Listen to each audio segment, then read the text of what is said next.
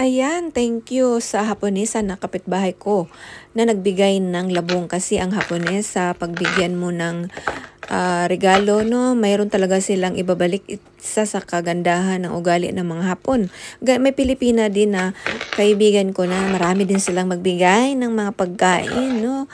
So ngayon, ayan, karating ko lang, binalatan ko na at manipis lang pagbalat. So ngayon, dahil yung Haponesa, binigyan din niya ako ng malambot noon na labong. Sabi ko, ang sarap, chewy siya na crunchy na siya na chewy, ang sarap. Sabi niya, ituturo ko sa iyo kung paano. At ituturo ko din sa inyo kasi ang sarap talaga, no. Ayan, hiniwa ko na yung aking labong na sariwa, no.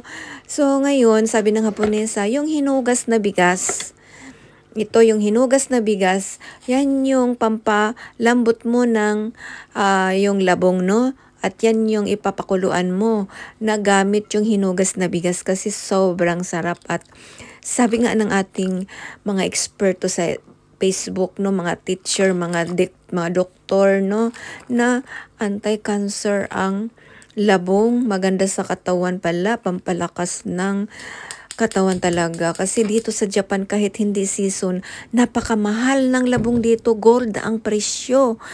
Kahit anong season, meron sila. Kaya ito po ang aking tips.